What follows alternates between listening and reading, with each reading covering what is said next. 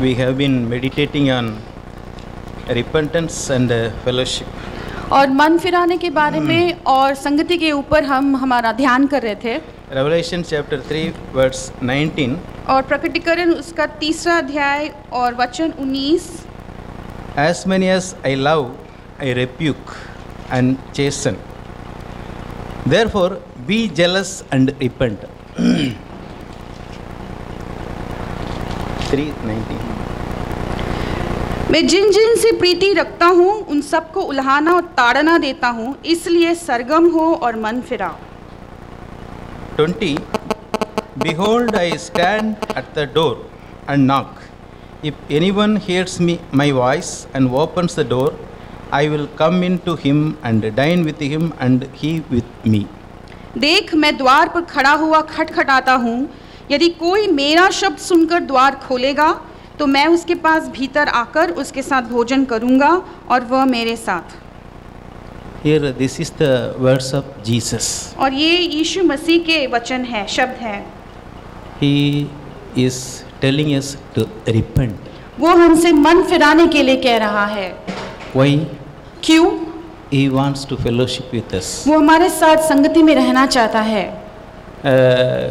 1 Corinthians chapter 1:9 says we are created for fellowship with Jesus. और पहला कुरिन्थियों में 9वें अध्याय में ऐसा लिखा है कि हम रचे गए हैं कि हम यीशु मसीह के साथ उसके संगति में बने रह सकते हैं. God has eternal plan. परमेश्वर को हमें लेकर परमेश्वर का एक अनंत काल का एक योजना है. In each of our lives. हम में से हर एक के जीवन में God wants to fellowship in this earth and the earth to come. और अभी जब इस जगत में हम हैं, इस वक्त में भी हमारे साथ संगति में रहना चाहता है और आने वाले दिनों में भी, अनंत काल के दिनों में भी वो हमारे साथ संगति में रहना चाहता है.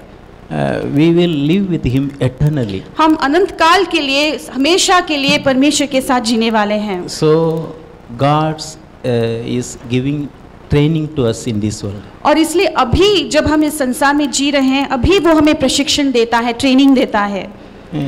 We are in worldly, we are going to so many jobs. और जब इस संसार में जी रहे हैं तो कितने सारे अलग अलग तरीके की नौकरी करते हैं. Before selection, so many tests are there. उस नौकरी में चुन लिए जाने से पहले बहुत सारे सिलेक्शन के पॉइंट्स होते हैं.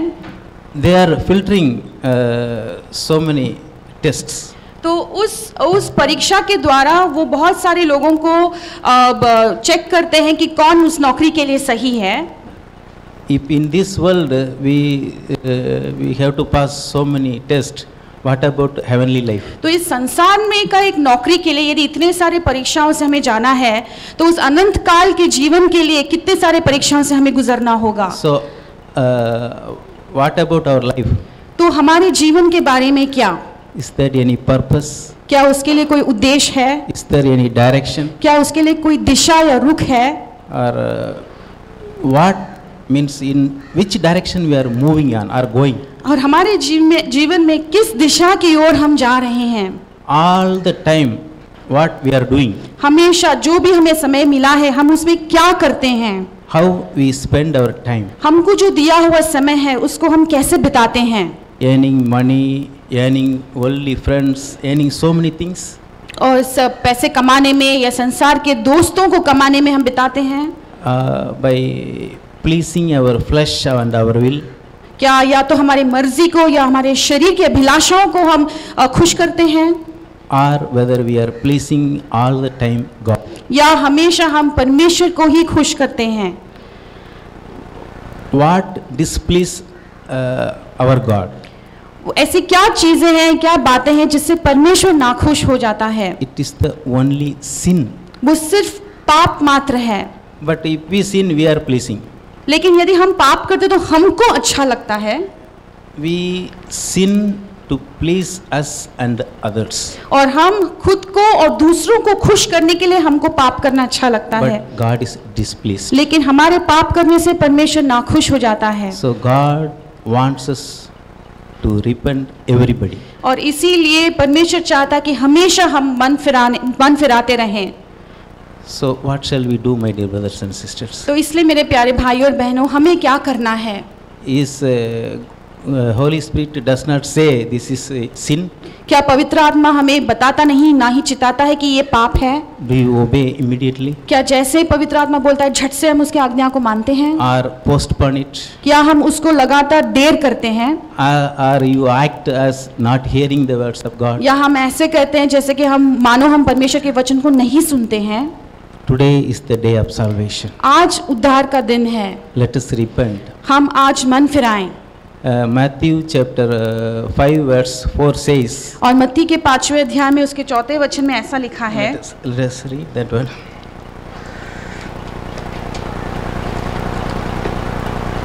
Five, 4.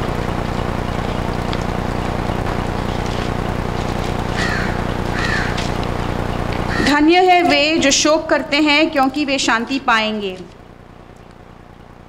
Blessed are those who mourn, for they shall be comforted. Are we mourning for our sin, my dear brothers and sisters? क्या हमारे पाप को लेकर हम दुख उठाते हैं? क्या हम शोक मनाते हैं? David, the man of God's own heart, wept day and night, and his pillow was full of tears. और दाऊद जो परमेश्वर के हृदय के अनुसार एक व्यक्ति था, वो रात दिन रोकर अपने तकिए को गीला कर दिया, क्योंकि उसके पाप उसके सामने थी। Take seriously sin, my dear brothers and sisters. और हमें पाप को गंभीरता से लेना जरूरी है। Mourn for it. उसके लिए हमें रोना है।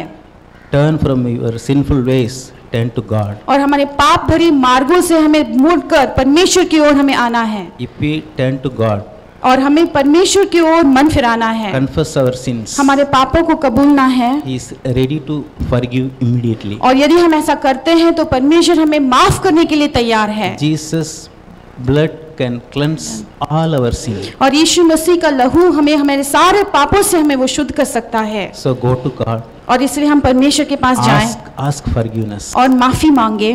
He inviting us, come my dear son and daughters. और परमेश्वर हमें न्योता देता है, बुलाता है कि आ जाओ मेरा बेटा और मेरी बेटी। That is the heartful invitation, my dear brothers. और ये दिल से उठने वाली एक न्योता है जो परमेश्वर हमारी ओर रखता है। Why do we take so much burden of sins in our life? और इस पाप के इतने सारे बोझ को हमारे दिल में रखकर हम क्यों घूमते हैं?